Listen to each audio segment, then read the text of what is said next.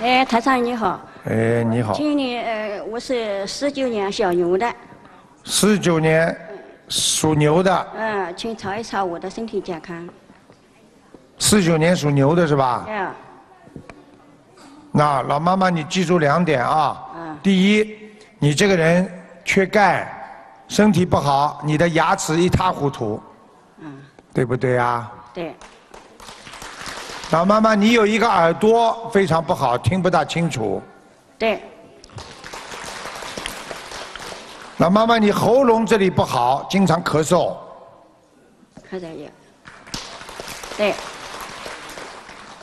还有，我往下看啊，你妇科也不好，你的腰痛，右腰非常痛。腰有时会痛。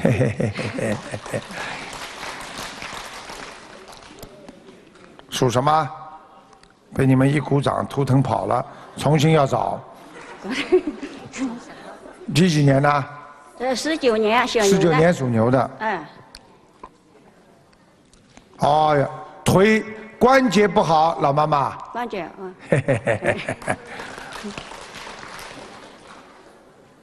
没有什么大问题。关节以后有没有问题啊？什么？以后有没有？以后关节有没有问题是吧？那当然有问题了。现在这里还有。现在都不好啊。现在还有点。腰也不好，关节不好，你站不长的，站得长你就会腿酸的。还有老妈妈，你自己记住，你是打过胎、掉过孩子的。现在有个孩子2个脚插在你的腰上，2个手拉着你脖子，所以你脖子特别酸痛，腰非常不舒服。对不对呀？对，赶快把孩子弄掉了，否则他就老缠着你呀，明白了吗？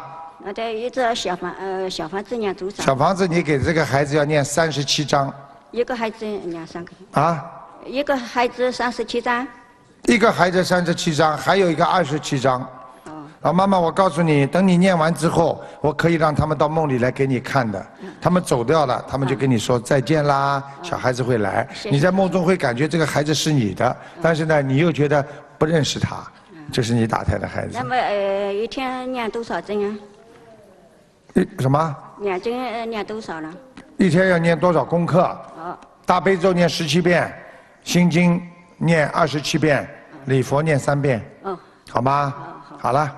谢谢。还有一个7、8年生的2个小马的牛一男，你们看看婚姻怎么样？以后一个人看2个太长了，别人都抽不到了。几年的？7、8年的小马的2个都是小马。7、8年属马的，男的女的？一男一女，婚姻的看看怎么样？一男一女是吧？女的没问题。婚姻可以，男的有问题。男的有问题。对不对啊？对，好了，下去了。赶快抓紧时间，